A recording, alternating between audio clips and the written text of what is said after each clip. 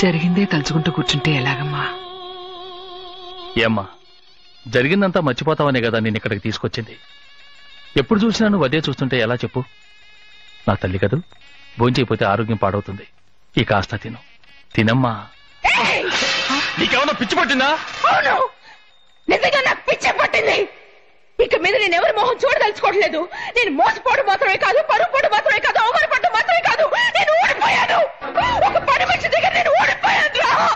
అతని మీద ఇంత ఆశ పెట్టుకున్నామని తెలుసుకోలేకపోయానమ్మా. ఎలాగైనా నరసింహాన్ని తీసుకొచ్చి నీకు అప్పగిస్తాను.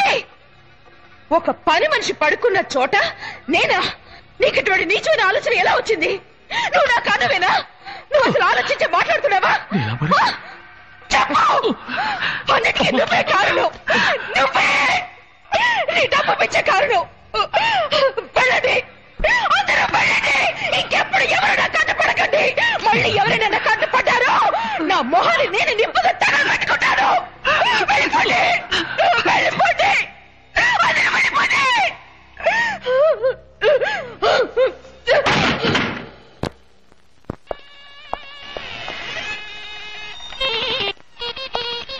పద్దెనిమిదేళ్ళయింది.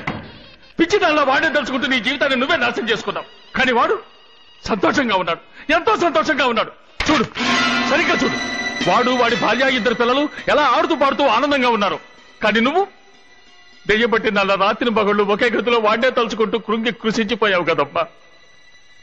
నీలాంటి ఆడతాను నేను ఇంతవరకు చూడలేదు, వెళ్ళలేదు, పురాణాల్లో కూడా చదవలేదు. చాలమ్మా, చాలు. ఇక మీదైనా సంతోషంగా ఉంటాడు ప్రయత్నించమ్మా. నేను వాడిని దెబ్బతీయాలని ఎంతో ప్రయత్నించే చూశానమ్మా. వాడి గ్రేనైట్ ఫ్యాక్టరీని నా రాజకీయ పలుకుబడి ఉపయోగించి గవర్నమెంట్ స్వాధీనం అయ్యేట్టు చేయాలని ప్రయత్నించాను. కుదరలేదు. వాడు అసాధ్యుడు. వాడి పేద ఏమీ లేదు. ఉన్నదంతా ఊళ్ళో ఉన్న వాళ్ళందరి పేర రాసేశాడు. పోలీసులు వెళ్తే ఊళ్ళో వాళ్ళంతా ఎదురు తిరుగుతున్నారు. ప్రజలు ఉన్నప్పుడు గవర్నమెంట్ ఏం చేయగలుగుతుంది? మనం వాడిని ఏం చేయలేమని ఖచ్చితంగా తేలిపోయిందమ్మా. జరిగిందంతా మర్చిపో. మనం విరోధం పెంచుకునే ఫలితం లేదు. మనం వాడి మీద పగ తీసుకోలేమమ్మా.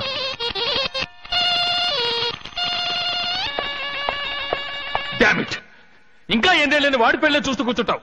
వాడికి పెళ్ళిడు వచ్చిన ఇద్దరు కూతుళ్ళు ఉన్నారు. వాడి కూతురు కూడా నా కొడుకు సరిగ్గా కాలేజీలోనే చదువుతోంది.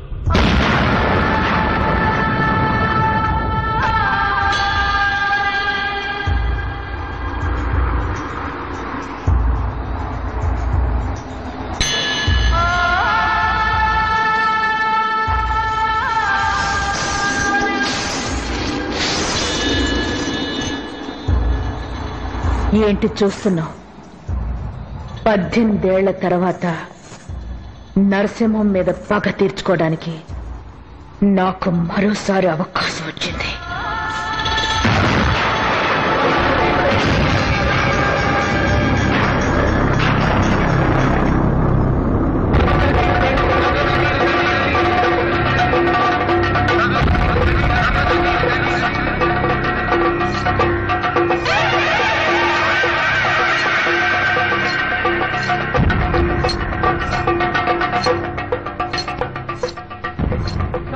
డ్రెస్సింగ్ రూమ్ ఎక్కడ?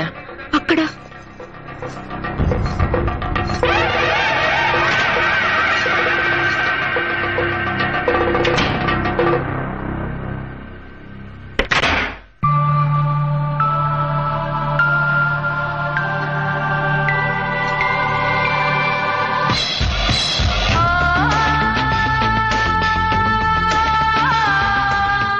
నీ కొడుకుని పిలువు.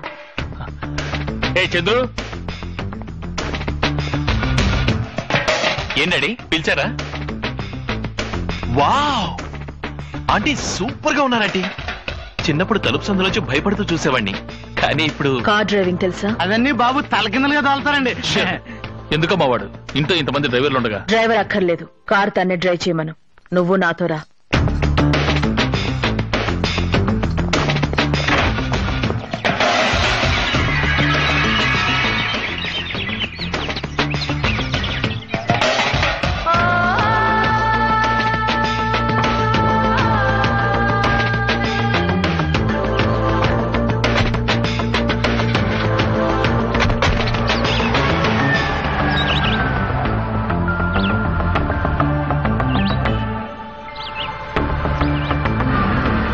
అడ్రస్ లో ఉన్న అమ్మాయి అనిత, నరసింహ అంకుల్ కూతురు.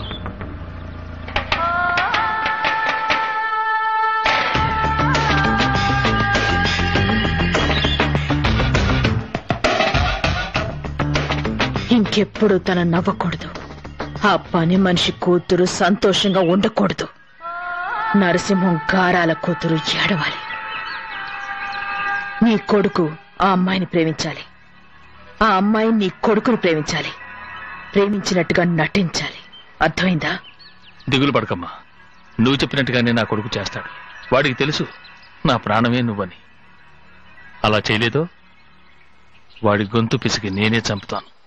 ఏటా చూస్తున్నావు? చెప్పింది చెయ్యి. ఇక పోనీ. సూపర్ చంద్రు వద్దు.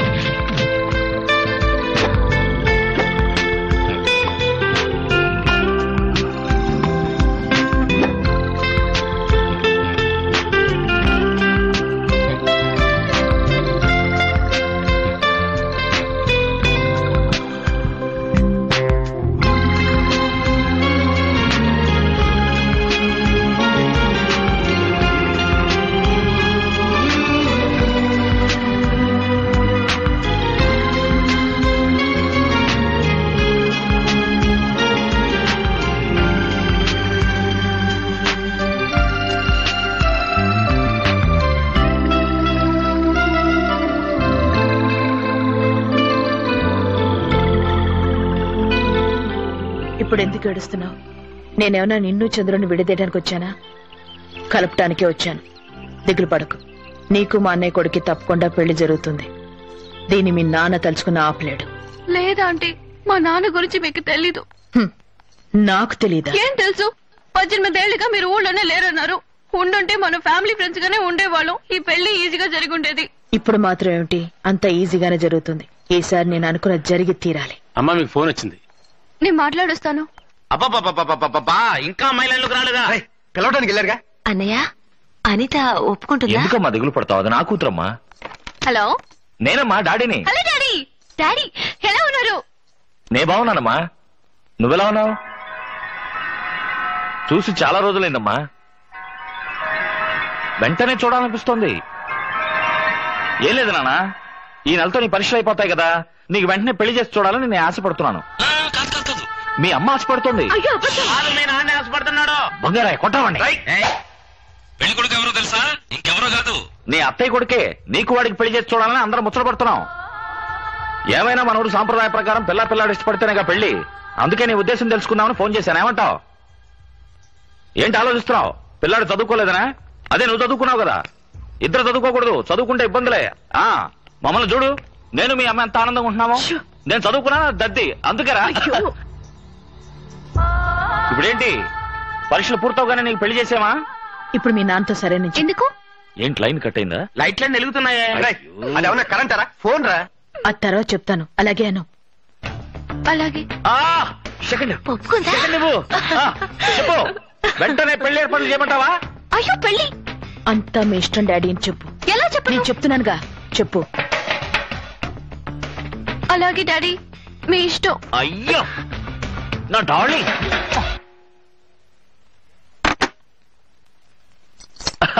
ఏమయ్యపురాలా, పిల్ల ఒప్పుకుంటున్నాను అడిగావే. ఎవరి కూతురు? ఈ నరసింహం కూతురు. ఏం పెళ్లి కొడుగా సంతోషమేనా? నువ్వు అలా చూస్తూ ఉండు, ఈ పెళ్లి అంత బ్రహ్మాండంగా చేస్తాను. రై సుందరయ్య, బంగారయ్య, జామ్ జామ్ అని సందుకి, గడప గడపకి, తలుపుకి తోరణాలు కట్టి అదరగొట్టండి. మన వంశంలో ఇంతవరకు ఎవరు చేయని విధంగా ఈ పెళ్లి అంత గొప్పగా జరిపిస్తాడు ఈ నరసింహం.